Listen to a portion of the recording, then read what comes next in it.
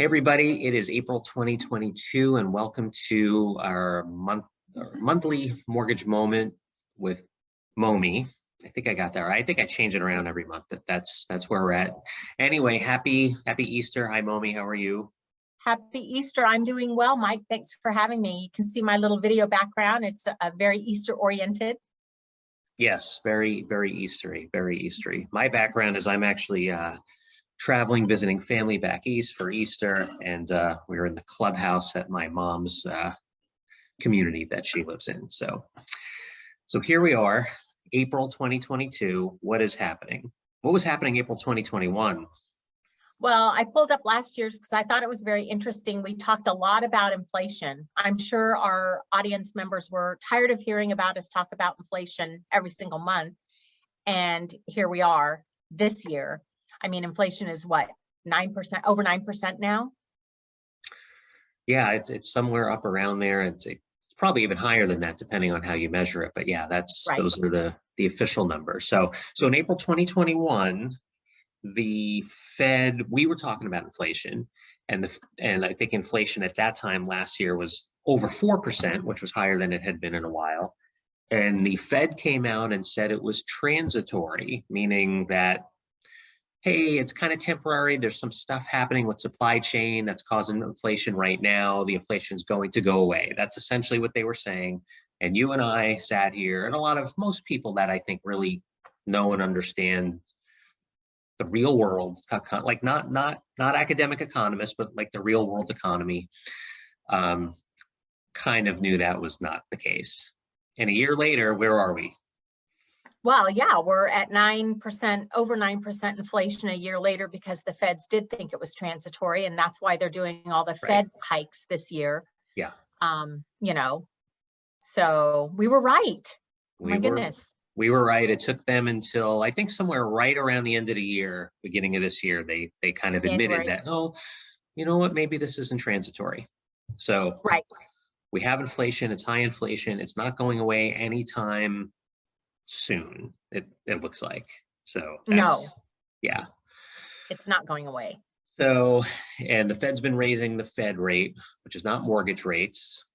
There's some correlation, but we know it's not always mortgage rates, right? Right. So that's another, myth that people think when the Fed say they're going to raise rates. I always get calls, oh, I need to refi. I don't want my rate to go up. Right. Or, the rates are going to go up. When the Feds raise the rate, it's on short-term rates, which is auto financing, credit card debt, right? Yeah. Lines of credit, seconds that you take out on your home. Those rates go up. Long-term mortgage rates typically trend downwards when the Feds raise, do a rate hike. It hasn't really been the case this past time because, the Feds are doing additional things right now in the background that might cause our rates to stay up, the long-term rates. Right. So speaking of myth, you had mentioned that you heard, I didn't see this, but you had seen an article somewhere that said mortgage rates were 7%. Is that right? Yeah. The media is stating that first-time home buyers are getting rates in the 7% range. Yeah. I mean, the media is the media is the media. So the media is the media. It's hard because people believe everything that they hear, everything that they read, whether they get all their news from one specific channel or newspaper or station, they take it like the gospel without. It's tough. It's frustrating, actually. It's frustrating. You mean if it's on the internet or Google, it's true?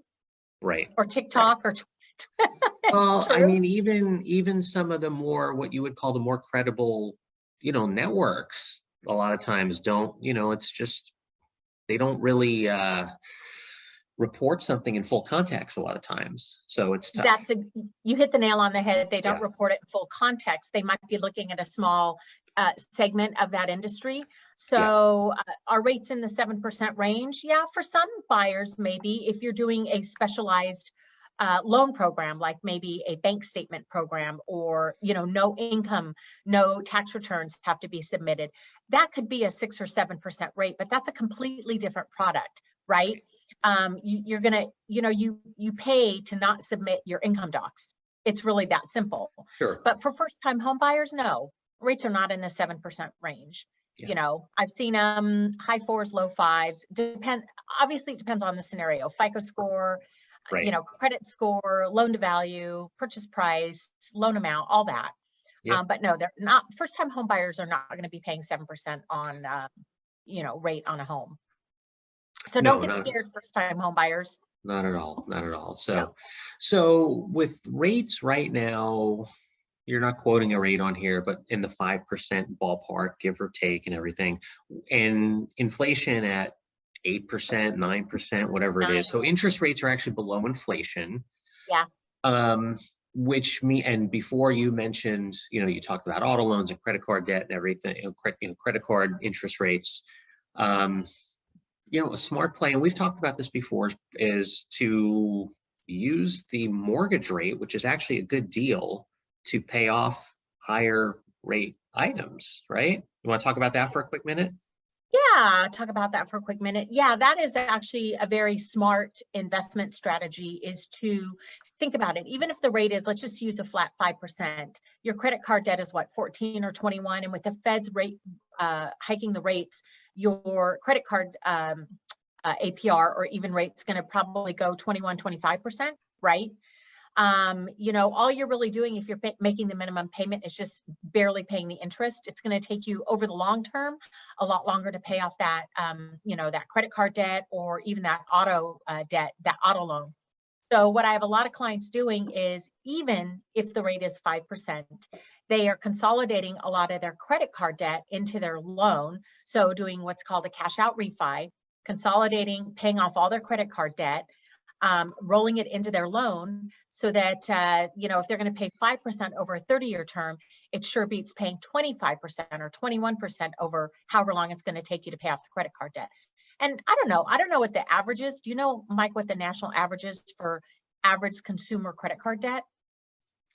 No, I don't. You know what it is, or you do not know what it is? No, I don't know what it is. I mean, I want to say maybe 10. I mean, I don't know. I'm not even going to guess. I'm not even going to put a number out there. But, you know, B of A, who has a third to a half of the consumers banking with them, they saw a spike in credit card debt this year. And the CNBC just reported that Q4 credit card debt is at an all-time high.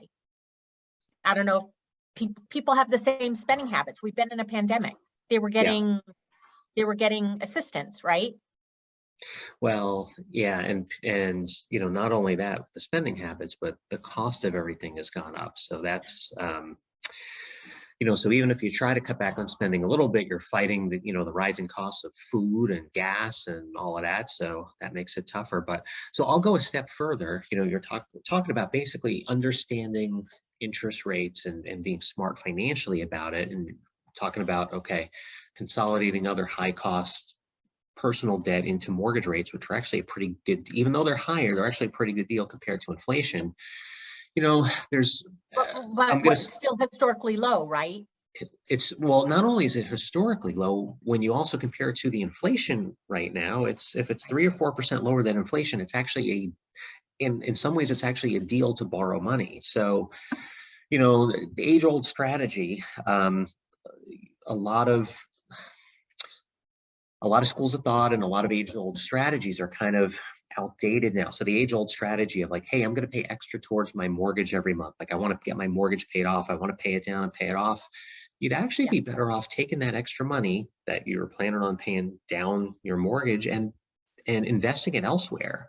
With, you know, invest it in, you know, whether it's an inflation indexed funds, or, you know, I mean, be smart about it. Certainly real estate or an inflation index fund or something like that. You're going to get a better return than the mortgage rate, than this 5% mortgage rate on anything like that. So absolutely. But that it's very much an ingrained mindset for a lot of people that debt is bad. I need to pay it down.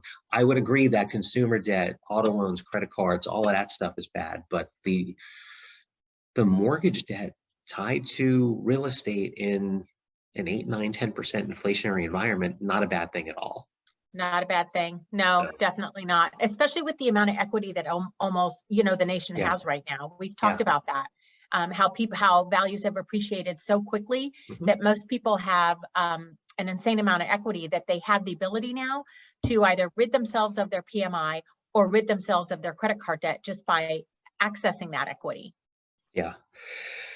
So, okay, well, we want to keep it a little short for people so they have so they're able to get in and digest all of this without us going too long. So, but that, I think that was a really good discussion here about that. So, so if people have questions about mortgage rates or refinancing or consolidating, where can they call you?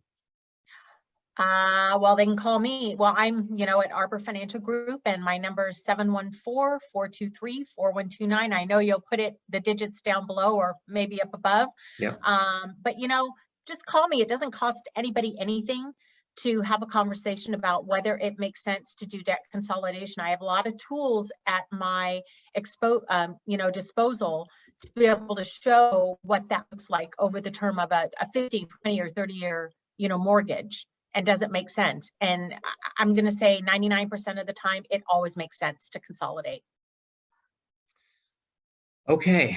Well, thanks, Momi. So we were a year ago, we were right. And well, next month, we should check back and see what we said in May of last year. So yeah, I'll do that for sure. Yeah. Well, Thanks, anyway, Mike. have a happy Easter. You too. Happy Easter, everybody. And we'll see you next month. Bye. All right. Take care.